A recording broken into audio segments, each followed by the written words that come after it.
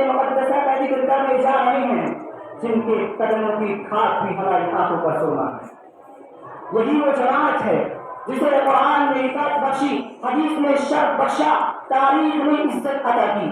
وہی وہ جماعت ہے جسے دنیا صحابہ رسول صلی اللہ علیہ وسلم کے لقب سے جانتی ہے۔ لیکن حقیقت یہ ہے یہ صحابہ محض افراد نہیں بلکہ وہ ایمان کی معیار تھے، تقویٰ کے ستون تھے، اخلاص کے چراغ تھے۔ اے مسلمانوں، یہی وہ صحابہ ہیں جن کی راتیں عبادت میں گزرتی تھی، جن کی زبانیں جہاد میں رہتی تھی، جن کی نگاہیں حیا سے جھکی، زبانیں ذکر سے تر، دل خشیت سے لرزا اور قدم اللہ کے راستے میں تھکتے نہ تھے۔ ان کی زندگیاں قرآن تھی، ان کے سینے حدیث تھے، ان کے روحوں میں نور تھا جس نے جہالت کے صحرا کو ایمان کی باغات میں تبدیل کر دیا۔ ان کے حقوق معمولی نہیں، عظیم ہے، جلیل ہے، واجب بھی ہے، لازم بھی ہے۔ جو ان کو حق کو پہچان لے وہ دین کی حقیقت کو پالے، اور جو ان کی حق سے غفلت کرے وہ ایمان کی بنیاد کو چھوڑے۔ میرے حق کے ساتھیوں، اب میں آپ کے روبرو انہیں مقدس چھٹیوں کے تعلق سے نہایت اختصار کے ساتھ چند ایسے حقوق کا تذکرہ کر دینا مناسب سمجھتا ہوں جو ہمارے اوپر عائد ہوتے ہیں۔ سب سے پہلا حق ان سے محبت کرنا ہے۔ صحابہ کرام سے محبت اہل سنت والجماعت کا عقیدہ ہے، ان سے محبت ایمان کی دلیل ہے۔ اللہ کے نبی صلی اللہ علیہ وسلم نے فرمایا حب الانصار آیۃ الایمان وحب الانصار آیۃ المنافق۔ یہ اعلان ہے کہ صحابہ سے محبت رسول ہے، محبت دین ہے اور محبت ایمان ہے۔ دوسرا ان کے لیے دعا استغفار کریں۔ اللہ تعالیٰ فرماتا ہے والذین جاءوا من بعدهم یقولون ربنا اغفر لنا ولإخواننا الذین سبقونا بالایمان۔ اس آیت سے طے ہوا کہ صحابہ کرام کے متعلق تمام مسلمانوں پر واجبی حق ہے کہ ان کے لیے دعا استغفار کریں۔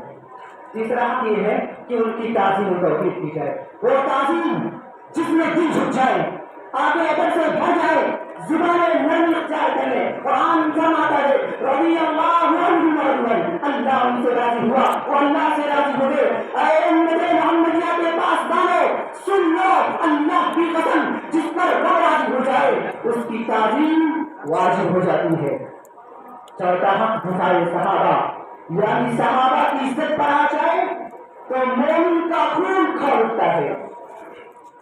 اللہ رب العالمین نے صحابہ کا دفاع کرتے ہوئے فرمایا وَإِذَا قِيلَ لَهُمْ آمِنُوا كَمَا آمَنَ النَّاسُ قَالُوا أَنُؤْمِنُ كَمَا آمَنَ السُّفَهَاءُ أَلَا إِنَّهُمْ هُمُ السُّفَهَاءُ وَلَكِنْ لَا يَعْلَمُونَ۔ یہ لوگ صحابہ کرام کو بیوقوف کہتے ہیں حالانکہ خود بیوقوف ہیں۔ بھائیو، اور نبی صلی اللہ علیہ وسلم نے فرمایا لا تسبوا صحابی، کہ میرے صحابہ کو گالی مت دو، اور مزید فرمایا من سب صحابی فعلیہ لعنت اللہ، جو میرے صحابہ کو گالی دے اس پر اللہ کی لعنت، فرشتوں کی لعنت اور تمام لوگوں کی لعنت ہے۔ پانچواں حق ان کے باغی اختلافات پر زبان بند رکھی جائے۔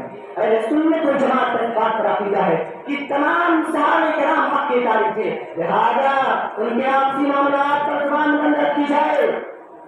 صحابہ مشاہدات صحابہ پر اپنی زبان کو کھولنے والے سن لو، قرآن نے اصول دیا دل کا امت قد خلت، وہ ایک گزر چکی امت تھی، لہذا یعنی ان کے بارے میں بحث و مباحثہ نہیں، ادب و احترام ہمارا شعبہ ہے۔ بھائیو، چھٹا حق ان کے قربانی اور مجاہدات کا اعتراف، ان کے زخم تاریخ کے تاج ہیں، جنگ بدر ہو، احد ہو، خندق ہو، ہر میدان ان کی عظمت کا گواہ۔ قرآن نے فرمایا والذین جاہدوا فینا لنہدینہم سبلنا، جو ہمارے لیے جہاد کرتے ہیں ہم انہیں اپنی راہ دکھا دیتے ہیں۔ یہ آیت صحابہ کرام کی ہزاروں قربانیوں پر بھی تصدیق ہے۔ اے امت محمدیہ کے لوگوں، اٹھو، جاگو، بیدار ہو جاؤ، صحابہ کرام کا دفاع کرو، ان سے محبت کرو، ان کا احترام کرو، کیونکہ صحابہ کرام کا احترام دین کا قلعہ ہے۔ ان کے خلاف زبان کو نہ تراہی کا راستہ ہے، نہ توہین پیغمبر نہ نشانی صحابہ کا، نہ توہین پیغمبر نہ نشانی صحابہ کا، یہیں سے کفر پھیلے گا، یہی ہے کفر کے آلے۔ آخر میں رب العالمین سے دعا کرنا ہے صحابہ کی نقش قدم پر چلنے کی توفیق عطا فرمائے، آمین۔ وآخر دعوانا ان الحمد للہ رب العالمین، والسلام علیکم ورحمۃ اللہ وبرکاتہ۔ ان کے بعد میں عبدالوحید محمد احمد کو دعوت دیتا ہوں کہ موصوف آئیں اور اپنی تقریر اور محمد جنید